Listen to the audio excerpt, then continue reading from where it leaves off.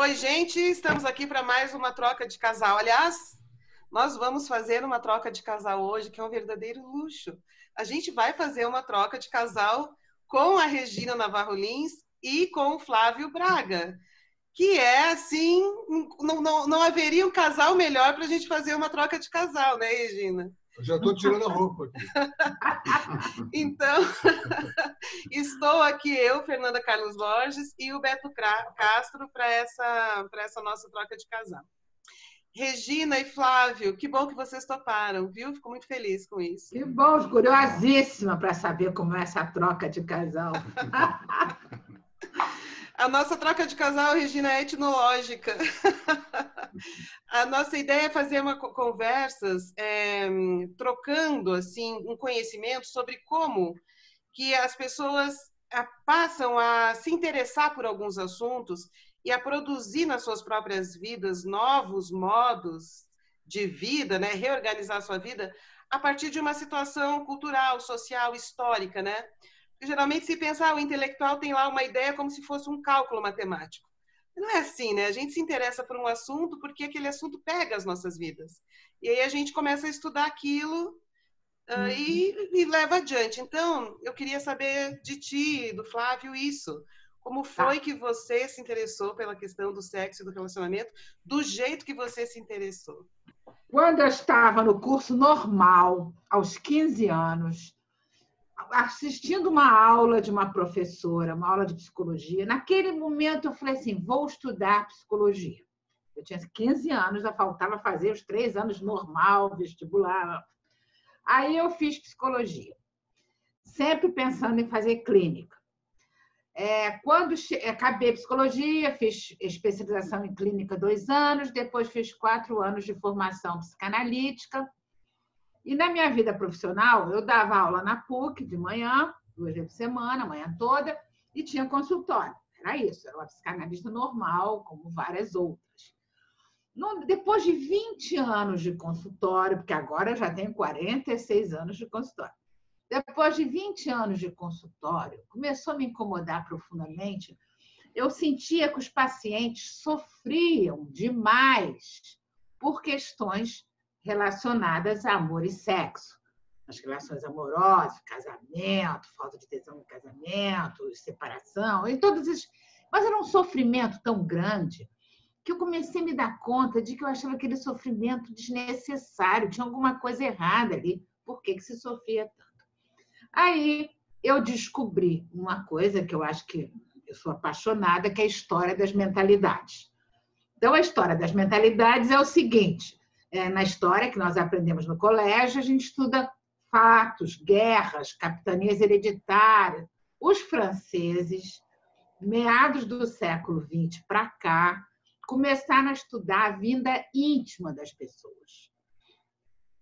Há muitos anos, a gente está junto há 20, né? Eu acho que há 30 anos eu comprei o primeiro livro, a primeira coleção da História das Mentalidades, que é a História da Vida Privada, que são 5 volumes. E eu comecei a estudar a história das mentalidades ligadas ao amor e ao sexo, os relacionamentos amorosos. E me apaixonei, porque eu não tenho dúvida que as pessoas podem viver muito melhor do que elas vivem. E você conhecendo a história de como as pessoas viviam, como namoravam, como dormiam, como casavam, como brigavam, se separavam, você vê que as mentalidades vão mudando. Porque a tendência é todo mundo achar que amor é como a gente vive. Relação de casamento é essa que a gente conhece, que é o modelo imposto na nossa cultura. Então, eu digo isso, gente, as pessoas, se elas entenderem como as pessoas viviam e como foi mudando, elas podem mudar a forma delas viverem hoje. Pode ser totalmente diferente. Então tá, olha só. Posso te fazer uma pergunta, te interrompendo um pouquinho? Pode. Você é carioca da Gema, né? Nasceu aí, mora em Copacabana a vida inteira. A sua mãe e seu pai viviam dentro de uma família tradicional, família nuclear, né? Tinha uma vida bem diferente da que você teve, né? E, ao mesmo tempo, você viveu também toda a contracultura, imagino, Regina, que você teve toda a influência da contracultura da praia. Como é que é o nome daquele ponto lá de encontro? Posto 9, Ipanema. Posto 9, né?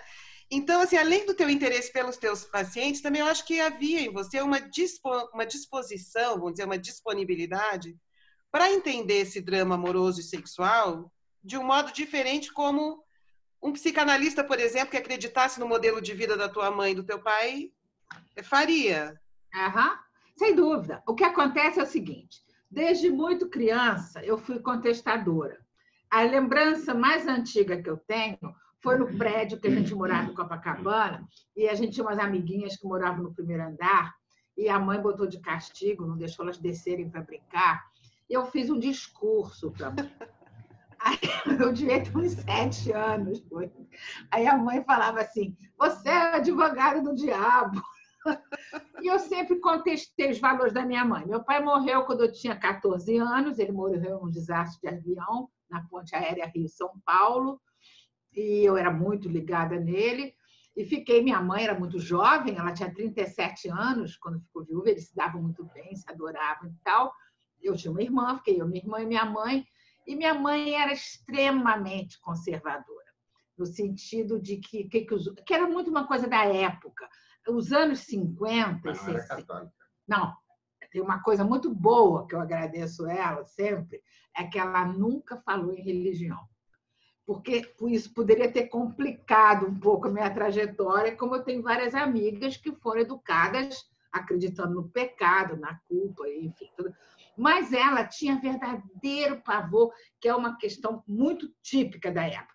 Nos anos 50, o que os outros vão pensar, o que o porteiro vai dizer, o que o vizinho vai falar. Isso era... Eu nunca acreditei na minha mãe. Então, a minha irmã acreditou em tudo.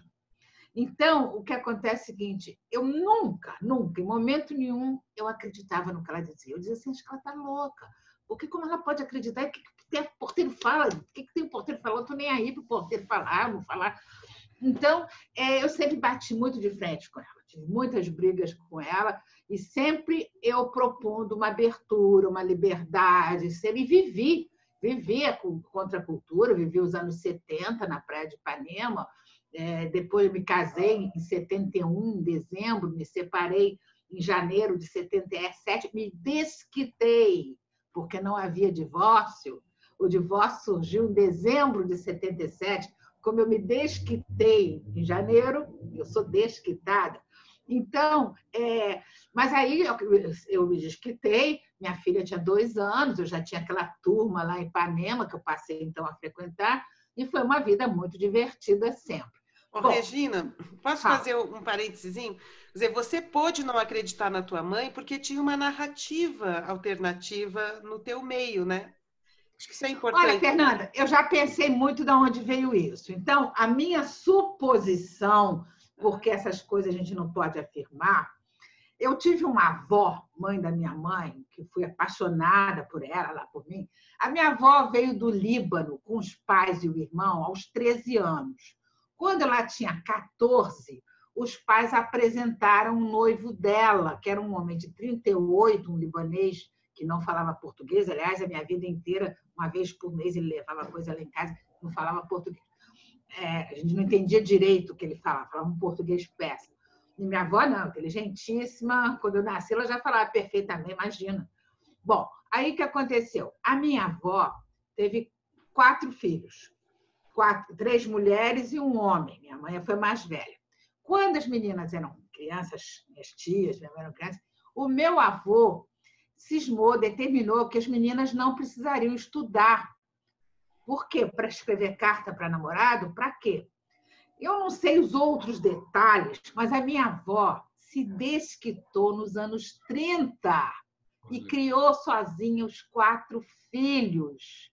Foi trabalhar numa fábrica, costurando para a Marinha, depois entrou para a sócia, o pai dela ajudou numa farmácia, que aí ela conheceu o segundo marido. Né, que foi Ou seja, ela se rebelou porque queria que as filhas estudassem. Queria que as filhas estudassem. E ela, quer dizer, eu hoje pensando, eu acho que ela foi a primeira feminista que eu conheci.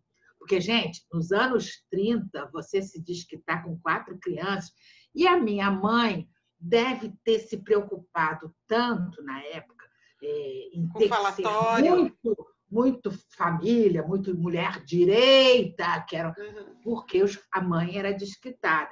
Então, ela levou para a nossa educação toda uma preocupação imensa do que os outros vão pensar. Então, eu suponho que a minha avó teve uma grande influência, porque essas influências elas vão passando inconscientemente. Ela não precisa dizer nada específico, mas como ela se comporta, como ela anda, o que ela fala. Ela te passa, né? Eu me lembro que não, ela sempre foi muito à frente da minha mãe. Tinha coisas que ela tentava me ajudar e dizer, não conta para sua mãe que ela não vai entender. Ela era sensacional. Então vocês, né, e nós aqui também já é de uma geração que casou, separou e tentou descobrir uma nova forma de viver o vínculo familiar e o vínculo afetivo e o vínculo sexual. Não é sempre fácil, né? E é um trabalho, né? Eu digo que é um trabalho de cultura, não é só um trabalho individual, mas é um trabalho de cultura, né? De formar novos. Você poder refletir sobre as crenças aprendidas para se livrar do moralismo, dos preconceitos, que eu sempre digo assim, gente, essas crenças aprendidas, eu acho que 90% pode ir para lixeira. Não serve para nada, só serve para limitar a vida. Como é que nessa época, lá nas praias de Ipanema, que você falou da contracultura que existia, desse movimento, como é que o feminismo, nessa época, ele fez parte dessa concepção tua, dessa transformação sua? Olha, o feminismo, que eu me lembro, a gente nem falava dele muito, mas todas as mulheres do grupo, que hoje eu vejo que eu pertencia a um grupo específico muito liberado, porque todo mundo pensa que anos 70 todo mundo foi liberado, não foi. Eu tenho amigas que não pertenciam a esse grupo, foram casadas, que nem viveram.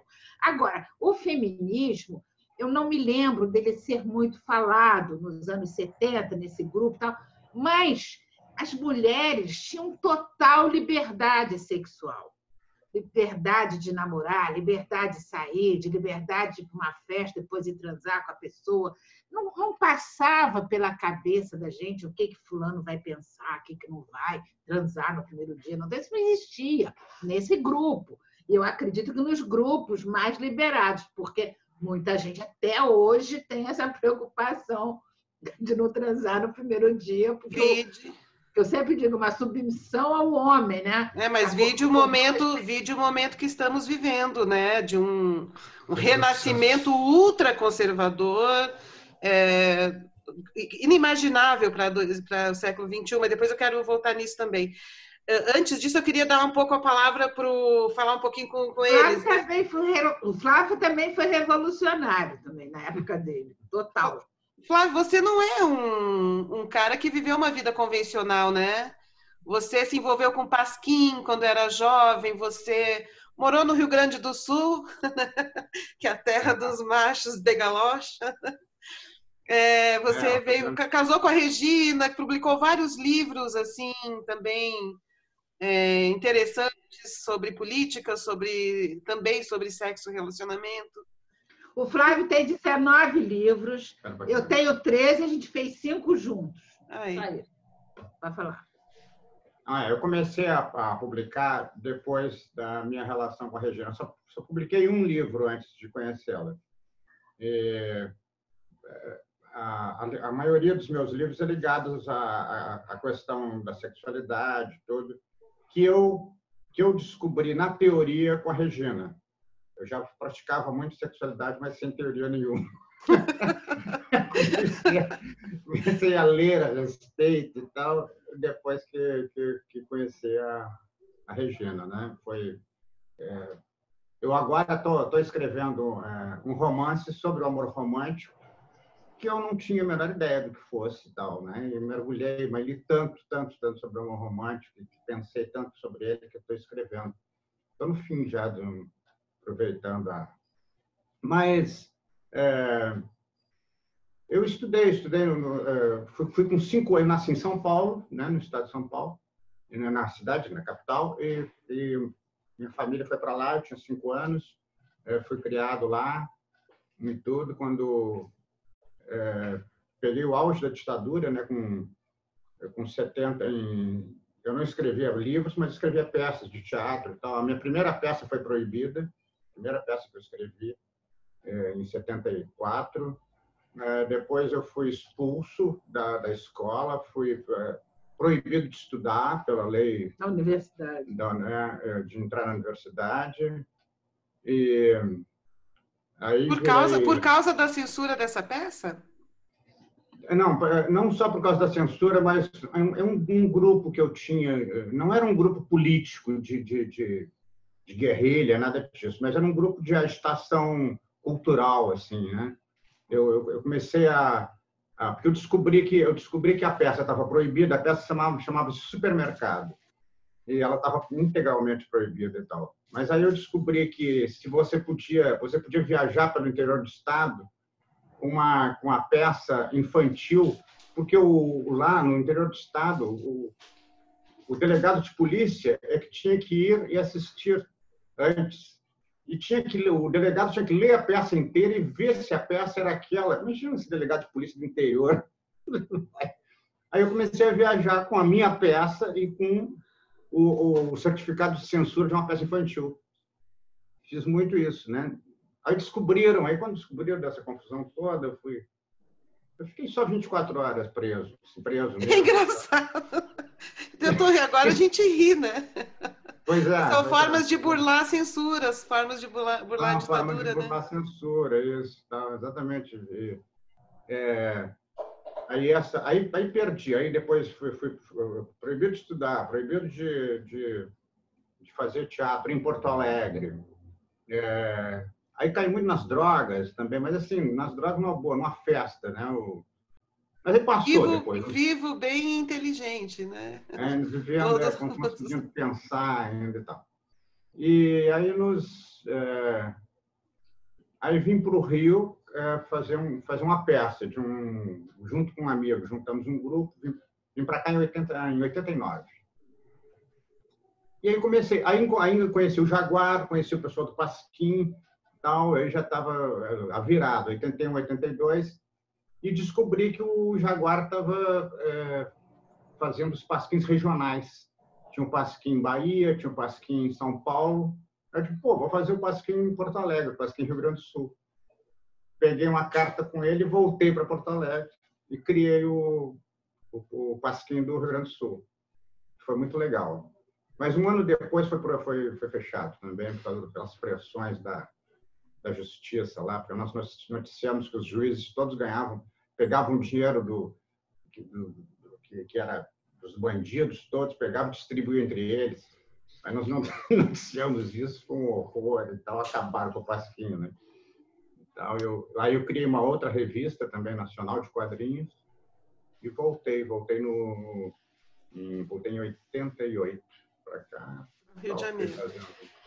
E como que é vocês tendo tido essa história, né? Você, no caso do Flávio, sofrendo a pressão da ditadura, da censura, a Regina tendo vivido todo esse boom das liberdades, né? Dos anos 70. Aí depois, vocês dois, a Regina vira uma referência nacional sobre novas formas de amor e relacionamento, sexo e relacionamento.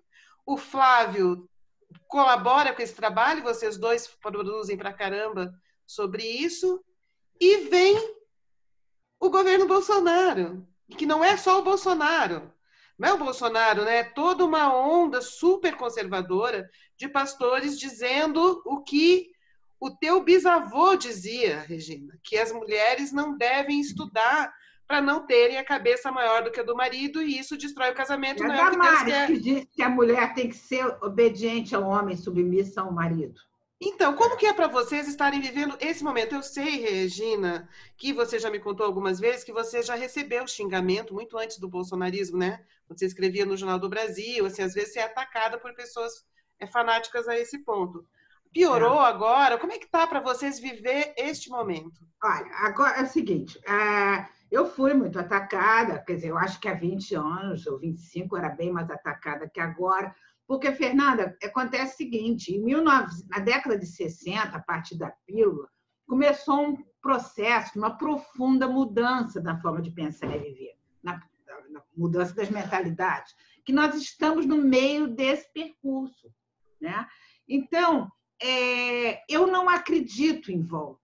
Eu acho que a pílula anticoncepcional foi um marco na história da humanidade. Pela primeira vez, desde que o mundo existe, a mulher pode ter filhos se quiser, com quem quiser e quando quiser. Isso não é pouco, isso é muito. Porque as mulheres tinham 20 filhos, 17 filhos. O sistema patriarcal que se estabeleceu há 5.000 anos, dividindo a humanidade em duas partes, mulher para um lado ou para o outro, definiu que o homem é superior à mulher. Ele foi calcado, ele se segurou 5.000 anos em cima do controle da fecundidade da mulher. A mulher tinha quantos filhos o homem desejasse para ajudá-lo no trabalho. E a sexualidade dela ficou restrita a ter filhos, né? Quer dizer, o controle da sexualidade da mulher é o controle da paternidade, né? Exatamente. Então, o que acontece é o seguinte, a ditadura foi uma coisa horrorosa. Eu me lembro que em 68 eu fazia pré-vestibular, um cursinho na PUC, e os DOI-CODE, ou DOPS, eu nem lembro mais, eles invadiram a sala de aula, eles invadiam, botavam todo mundo na mão na parede. Era uma coisa, a gente tinha medo de falar, medo de dizer, medo de pensar. Foi uma coisa muito séria. Então, o que está acontecendo agora? Existem essas forças, né, contrárias a um pensamento, contrárias à ciência, contrárias à liberdade realmente de você se expressar, mas eu não consigo acreditar que isso vai causar um retrocesso realmente na maneira de viver. Porque os modelos tradicionais não dão respostas satisfatórias, todo mundo sabe. Então, como não dão resposta, está se abrindo um espaço para as pessoas, cada um escolher sua forma de viver. Isso nunca existiu. As pessoas sempre tiveram que se enquadrar em modelos, sempre. Quem não se enquadrasse em modelo seria discriminado. Então, hoje você vê, por exemplo, o amor romântico, esse amor que povoa as mentalidades do Ocidente, esse tipo de amor que prega que os dois vão se transformar num só, que um vai ter todas as suas necessidades satisfeitas pelo outro, que quem ama não tem tesão por mais ninguém, e prega um monte de mentira, está dando sinais de sair de cena, porque o amor é uma construção social, cada período da história ele se apresenta de uma forma. Então, está dando sinais de sair de cena, e está dando sinais de sair de cena porque hoje existe uma grande busca pela individualidade. Cada um quer saber seu potencial a desenvolver, né, suas possibilidades na vida, e o amor romântico prega o oposto da individualidade. Ele prega a fusão, os dois se transformam num só. Você e o Flávio não formam um par romântico. Não. Par romântico, que as pessoas precisam entender, que eu sempre falo o seguinte, gente, a minha crítica não é mandar flores, né? Não é uma coisa...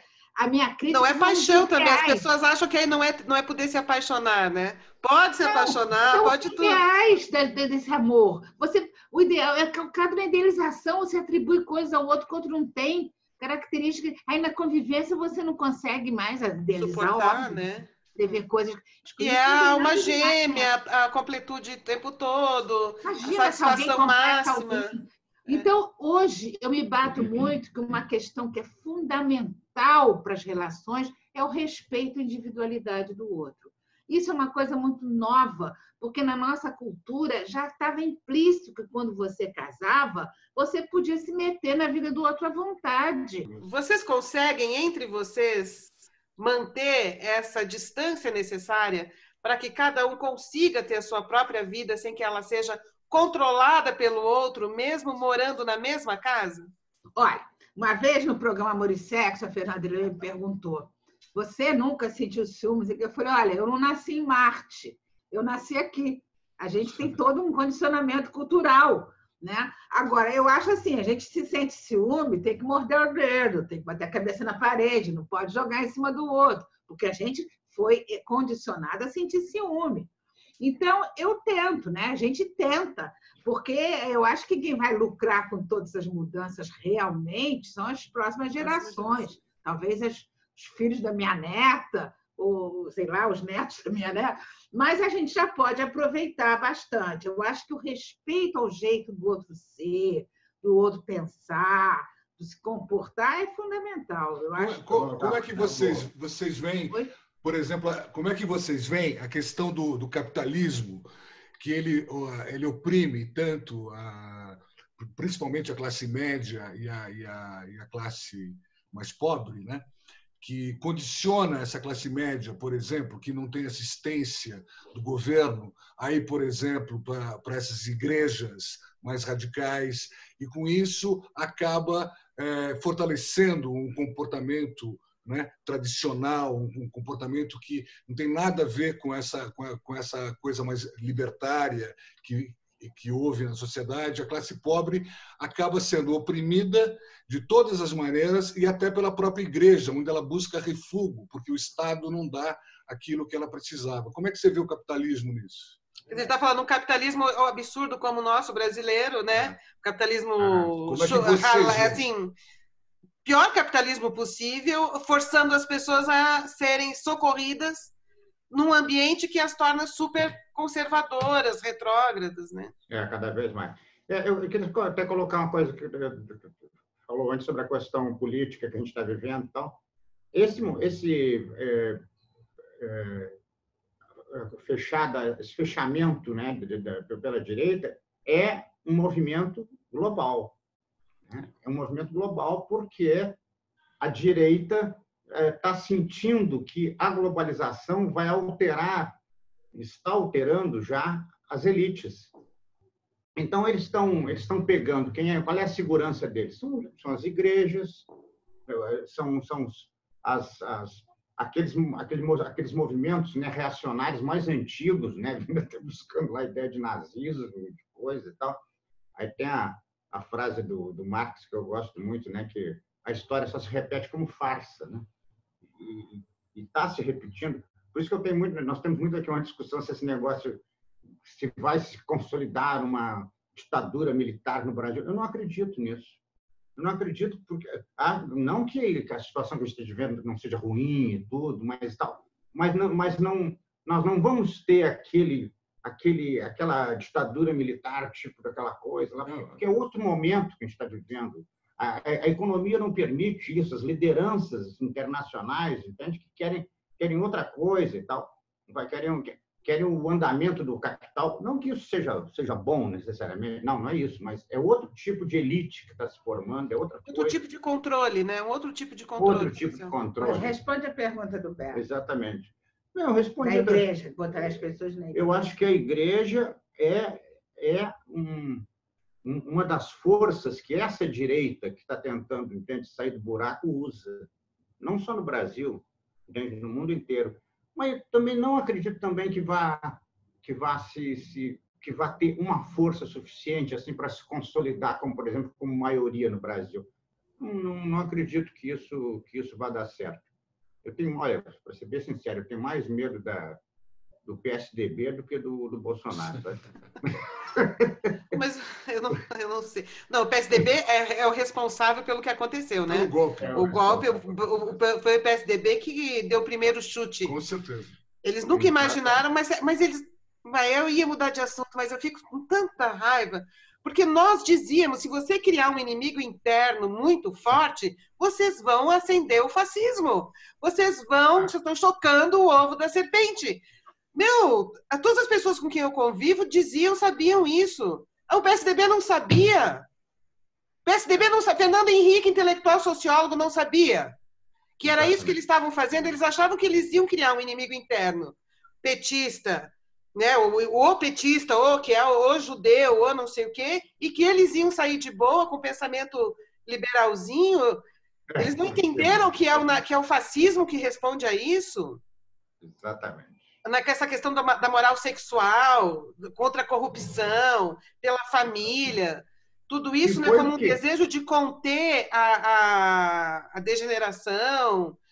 Os americanos insuflaram o nazismo na Alemanha antes da Segunda Guerra. O próprio Ford foi lá e dava palestras, fazia essas coisas. Eles insuflaram lá com medo, né, do comunismo. Do comunismo. Okay? Criaram.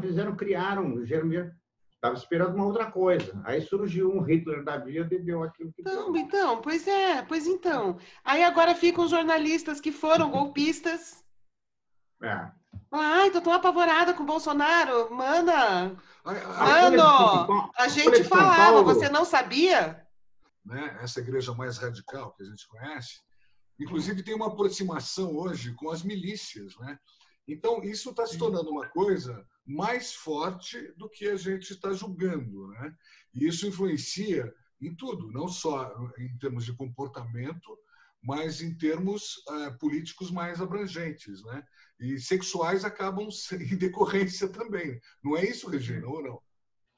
Olha, eu não sei, eu sei que existem grupos muito fechados, que não aceitam nada, por exemplo, essa questão de ideologia de gênero, que eles criticam, isso é uma burrice. Que eles usavam, só um parênteses, Regina, desculpe te interromper, mas só para fazer o link, que os golpistas usavam como um argumento de que o PT, ou as políticas petistas, estavam degenerando o país.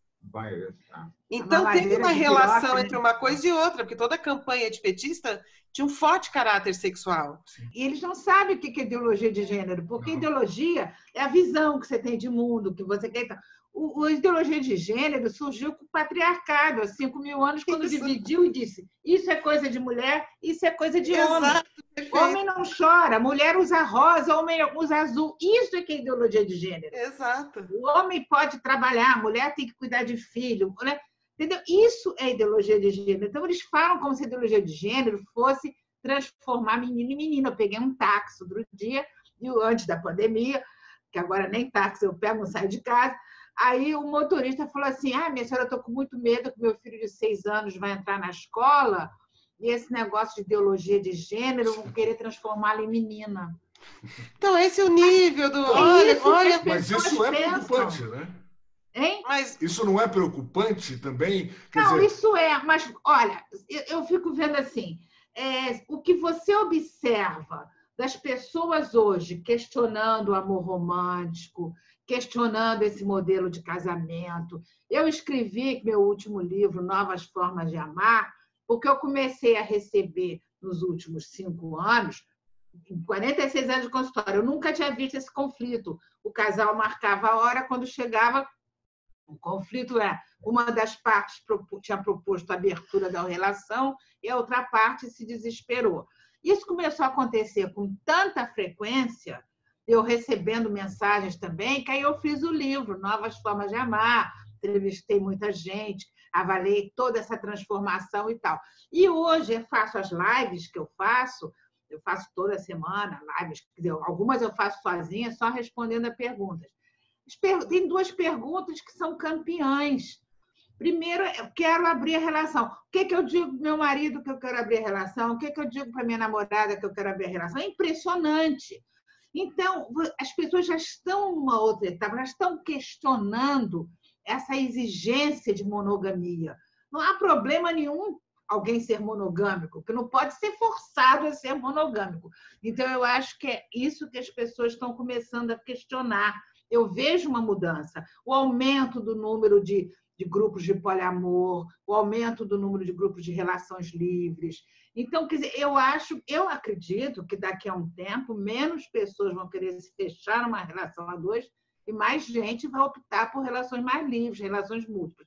Eu não consigo ver, porque eu tenho a impressão seguinte, que as igrejas que pregam isso, elas são fechadas nelas. Eu não vejo, agora, nesse governo, é que a gente está sabendo o que eles estão dando força e tal. Mas, normalmente, eu não sinto que elas têm, assim, que elas passem para outros grupos sociais. Elas têm milhares de pessoas lá dentro, né? Mas também, Regina, a gente pode entender como reação, né? As pessoas ficam inseguras diante da mudança dos padrões de comportamento da cultura e aí alguns aproveitam essa insegurança para oferecer uma solução velha. É uma surpresa muito grande para mim se realmente predominar um retrocesso. Tomara que não, né? Retrocesso existe, mas eu não vejo predominar, eu vejo nesses grupos fechados, né? Não consigo ver, não. Veremos, né? Veremos se sobrevivemos ao Covid-19. A piada Vocês de estão mau quietinhos gosto. em casa? Vocês estão quietinhos? Total, só sai para o supermercado. Então, para mim, eu sempre tenho essa questão em mente, essa questão de que você tem um sistema neoliberal, capitalista, que está cada vez destruindo mais esse país. A pandemia isso está se acentuando mais ainda, né? Isso é claro que vem vem de muito tempo, principalmente acentuado após o golpe e agora mais acentuado pela pandemia. Eu não consigo desassociar, né, uma coisa da outra, ou seja, o comportamento do sistema político. Para mim, eu não vejo como dissociar uma coisa da outra, você conseguir separar essas coisas. Não, tanto não está separado que a campanha do Bolsonaro ela é toda no sentido de que há uma degeneração sexual da família, da mulher, dos verdadeiros valores de Deus e para controlar a população, para prometer uma salvação e etc. Né? Então tá, gostaram de fazer a troca de casal com a gente? Vamos conversar mais, marcar mais um para conversar. Quando acabar a quarentena, a gente te visita aí. Ah, espero que sim. Agora eu tenho um sofazinho na sala. Epa! Então tá bom, obrigada, gente. Obrigado, foi uma delícia fazer uma troca de vocês. casal com vocês. Beijo. Tchau.